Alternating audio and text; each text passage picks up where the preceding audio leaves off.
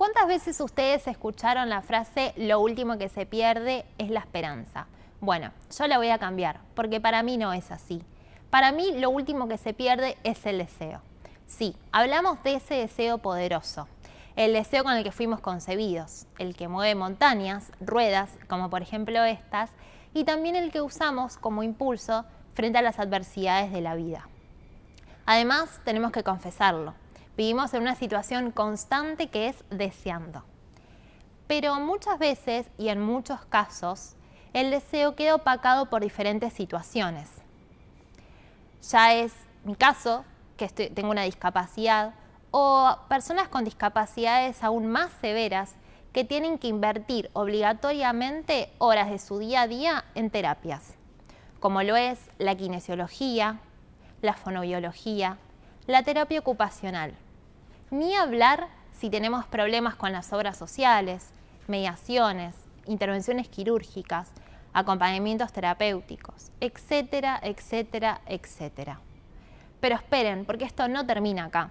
También trabajamos, estudiamos y tenemos vida social. Y después de todo esto, al final del día, ¿en qué lugar queda el deseo? Y del deseo sexual ni nos acordamos, ¿no? A nosotros una gran parte de la sociedad nos ve como seres angelados, asexuados y especiales. Sin embargo, esas personas no se ponen a pensar que no es necesario tener una discapacidad para ser asexuado, angelado o especial, porque tener una discapacidad no significa no desear. ¿Pero por qué nos ven de esta forma? Para mí, una situación totalmente cotidiana es estar en un lugar público con amigos o con cualquier otra persona que se acerque a alguien que no conozco y cambie su tono de voz, seguido casi siempre por una caricia en el pelo, y me diga algo como, ¡ay, qué linda! Y la verdad que además de sentirme un perro, me molesta muchísimo. Y siento que por estar en carrito tengo que aceptar esa caricia impuesta, eso responder de una forma educada, sensible y también amorosa, pero me cansa. La mirada del otro muchas veces nos estaciona en un lugar en el cual no pertenecemos, más cuando un comentario así no aumenta nuestra autoestima, sino que sigue construyendo de forma errónea el concepto de discapacidad. Pocas personas me ven como un sujeto sexual activo, y también pocas son las personas que lo hacen sin un prejuicio. Mi gran pregunta, por ejemplo, es si ustedes van a un bar y les atrae a alguien con discapacidad motriz. ¿La situación de acercamiento es igual que con cualquier otra persona? A veces, y si todo fluye en cualquier situación, se permite hasta la improvisación, como ir a un telo, pero a veces no es tan fácil. ¿Se pusieron a pensar si los hoteles alojamiento están adaptados para personas con discapacidad? Quiero decir que yo tampoco lo pensaba, pero es como todo, hasta que no se vivencia, no cae la ficha. Por eso les voy a compartir el lado B de una situación. Yo salía con un chico, fuimos a tomar algo un par de veces y de pronto, bueno, sí, decidimos ir a un telo.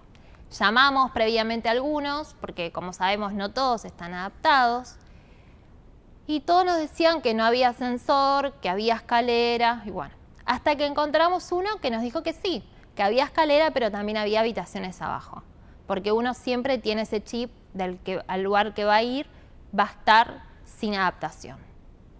Nos dirigimos hacia un lugar y lo primero que vi fueron 2 escalones enormes. Y dije, listo, si así arrancamos. Entonces se me dijo, bueno, ¿me esperás acá 5 minutos que voy a averiguar a ver cómo podemos hacer? ¿Qué onda? Y sí, ¿a dónde me voy a ir? Porque siempre está ese chiste de te quedás acá, no te vayas. Esos 5 minutos o 10 se me hicieron eternos. Pero bueno, después de ese rato, y además yo deseando que nadie me viera, salió y dijo, ya lo tengo solucionado. Tenemos que ingresar por la puerta de atrás. ¿Qué? Sí, por la cochera. Es la única parte donde no hay escalones. Así que bueno, sí, ingresé como cualquier auto.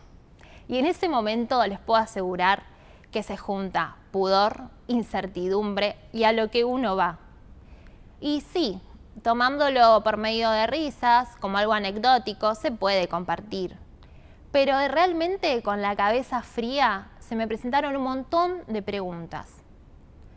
Como qué tan importante es nuestra vida sexual para la sociedad, si sabemos que es un derecho. Realmente la falta de accesibilidad a un hotel alojamiento es la punta de un iceberg, de algo totalmente más profundo. Cuando yo contaba que iba a ser oradora del TEDx, las personas cercanas a mí me preguntaban sobre qué iba a charlar, porque claro, como muchas personas, tengo varias facetas. Pero me pasaba que cuando lo compartía con alguien que quizás no tenía un vínculo tan estrecho, no me consultaban sobre qué. Y yo después dije, claro, qué ilusos. Ellos se deben pensar que voy a hablar sobre cómo ser una guerrera, un ejemplo de vida, cómo superé mi infancia, o qué difícil es vivir en una ciudad sin adaptabilidad. Y no es así. La verdad que eso me aburre. Yo traté de sumar información haciendo una mini encuesta a conocidos míos que tienen discapacidad, como compañeros deportivos, amigos, conocidos, pero los resultados no fueron los suficientes. Realmente cuando yo contaba sobre qué iba a hablar y de qué se iba a tratar, ellos preferían no opinar o no sumar. ¿Por qué? Por el pudor. Y claro, si discapacidad es tabú y sexo también, imagínense, juntos suenan a pecado.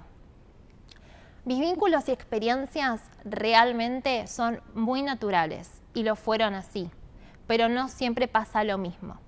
¿Por qué? Por la falta de diálogo. Personalmente pienso que es el problema más importante de estos tiempos.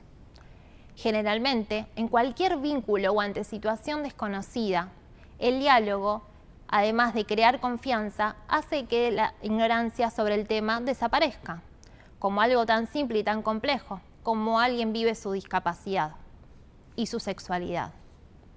Si nos ponemos a pensar fríamente y realmente, la discapacidad es algo que nos puede ocurrir en cualquier momento de nuestras vidas. Por ejemplo, yo estoy en silla de nacimiento. Pero, ¿qué pasa con las discapacidades adquiridas? Gente que quizás sufre algún accidente. Esta información no nos la da ni el colegio ni los profesionales, que además son contados con los dedos de la mano, ni en casa. Ellos piensan que esto realmente nunca va a suceder. Por eso siempre tenemos que estar preparados. De pronto nos encontramos con que toda nuestra cotidianidad tiene que ser cambiada y adaptada. Pero ojo, que dentro de esa cotidianidad también se encuentra la sexualidad. Pero así como suponen que solo nos vinculamos sexualmente con personas que tienen otra discapacidad, así como suponen que no tenemos intimidad, poder de decisión o que necesitamos de sobreprotección, porque ni siquiera es protección. Así erróneo siempre suponen, porque hay deseo, hay ganas de concretarlo y es un derecho.